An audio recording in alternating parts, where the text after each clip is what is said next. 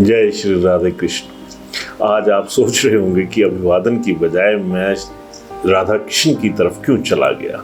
इसकी एक वजह है, क्योंकि राधा कृष्ण का जो प्रेम है वो बहुत अलौकिक है। और जब इस प्रेम की बात आती है, इस प्रेम में छुपी हुई भावनाओं की बात आती है, तो अलौकिक भावनाएं खुद ब खुद इंसान के अंदर आने शुरू हो जाती हैं। खैर, मैं सीधा मुद्दे की बात पे आता हूँ। इन दिनों हिमाचल में भी रील्स जो होती हैं उनका एक बहुत बड़ा सा ट्रेंड चला हुआ है।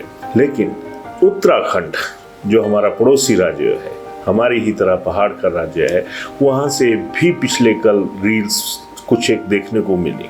और जब मैंने वो रील्स देखी तो एक तरह से, जिस तरह मैंने कहा कि भावनात्मक माहौल, भावनात्मक रिश्ते जो होते हैं, वो चीज़ें वहाँ पर नजर आई।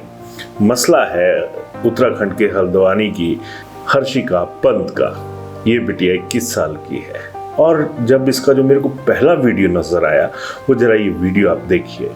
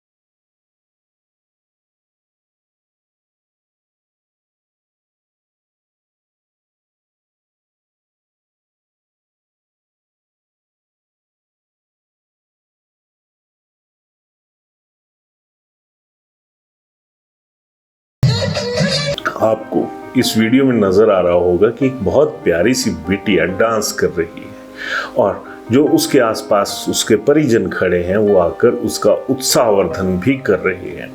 जब मैंने इस वीडियो को जरा ध्यान से फोकस किया तो नजर आ गया कि ये बिटिया दिव्यांग है।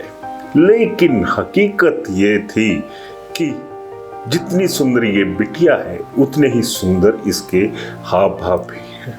और जब ऐसी चीजें होती हैं तो खुद ब खुद एक तरह से ध्यान आकर्षण हो जाता है कि आखिर मसला है तो है क्या।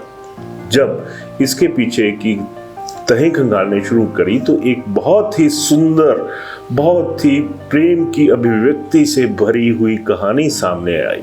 हर्षिका हल्द्वानी की हैं, 21 साल इनकी उम्र है, और दिव्यांग भले ही आज की भाषा में कहा जाए इस बिटिया को, लेकिन ये सच में दिव्य आत्मा है, इस चीज से इनकार नहीं किया जा सकता। क्योंकि 8 साल की उम्र में ही इस बच्ची ने भगवान श्री कृष्ण को अपना मान लिया था, और जब विवाह के लायक उम्र हुई तो विवाह भी भगवान श्री कृष्ण से ही किया।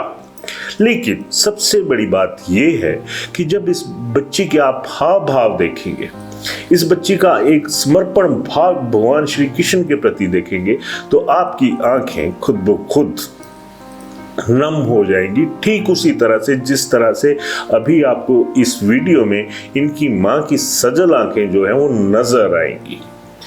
क्योंकि जब भाव पवित्र होता है तो बहुत सारी चीजें ऐसी होती हैं जिसमें भावनाओं का आवेश एक ऐसा हो जाता है कि जो भावनाएं हैं वो आंखों के जरिए बहनी शुरू हो जाती हैं। और खास करके उस वक्त जब हम लोग किसी को दिव्यांग कहते हैं, लेकिन उनके अंदर कितनी दिव्य आत्मा और कितना दिव्य भाव होता होगा, ये यहाँ पर नजर आता है।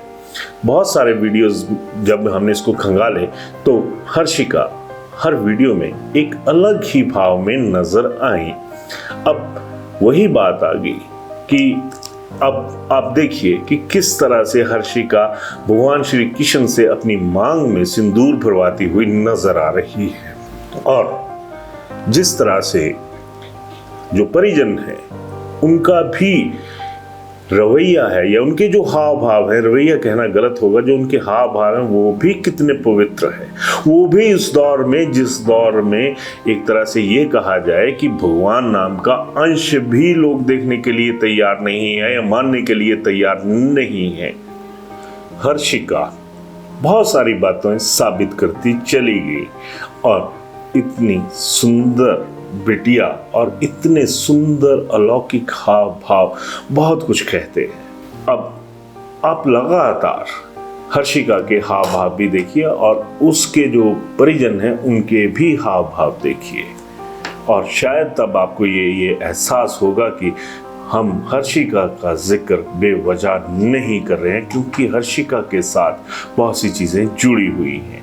अब अगर हर्षिका के इन तमाम हाव भाव को देखें तो एक बात तो ये चित्रार्थ कर देते हैं कि दिव्यांग शब्द का अर्थ हमने गलत सीख रखा है। इसका विस्तृत अर्थ तो ये है कि जिसे ईश्वर ने कोई दिव्य अंग दे रखा हो, जिससे वो बच्चा वो देख पाने में, वो कर पाने में भी सक्षम है, जो हम ना देख सकते हैं, ना महसूस करते हैं और ना ही उसे कर सकते हैं। लेकिन इस बिटिया के अंदर की दिव्यता और अलौकिक सुंदरता को तो शब्दों में बांधा ही नहीं जा सकता, क्योंकि जो इसके चेहरे के हाव भाव हैं वो निश्चल भी हैं। प्रेम, वात्सल्य और पवित्रता इसकी आंखों में है और इसकी हंसी में जो बात है वो हम जैसे सामान्य लोगों की चेहरे पर कभी नजर नहीं आ सकती और ना ही ऐसी हंसी, ना ही ऐसी पवित्र मुस्कुराहट कोई दे सकता है। इतने गहरे प्रेम की कितनी सुंदर भाषा गढ़ दी है इस बिटिया ने, जिसे शायद ही संपूर्ण इंसान कभी जी पाए या कभी महसूस कर पाए।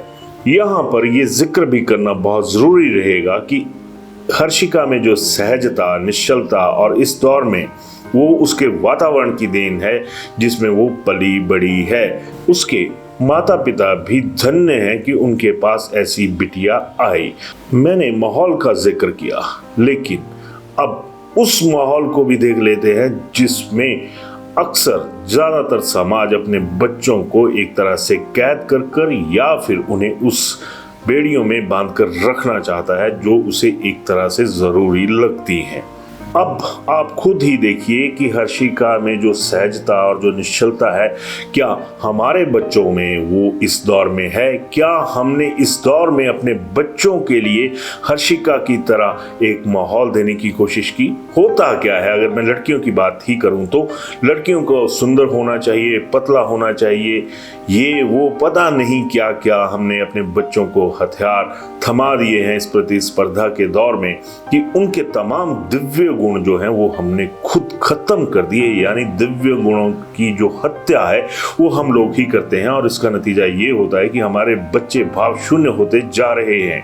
अब इन तमाम वीडियो में आपको नजर आ रहा होगा कि हर्षिका जब डांस कर रही थी तो कुछ महिलाएं उनके पास आ भी रही हैं और उन पर उस तरह से प्यार लुटा रही और उन पर उस तरह से प्रेम भी बरसा रही हैं जिस तरह से मानो ईश्वर के ऊपर कोई एक मानव प्रेम की जो बरसात है उसको करता है।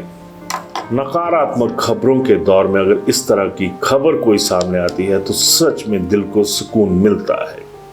आज एक हर्षिका, पहाड़ की हर्षिका, उसको देखकर पहाड़ जैसा गम होता है, तो ये भी सच्चाई है कि ऐसी बिटिया की वजह से पहाड़ जैसा सुकून, एक ऊंचाई से भरा सुकून भी महसूस किया जा सकता है। रील्स बहुत बनाते हैं, हमारे बच्चे भी बनाते हैं, सबके लोग लगे होते हैं, हर उम्र के लोग बना रहे हैं, लेकिन समाज को संदेश क्या दे रहे हैं?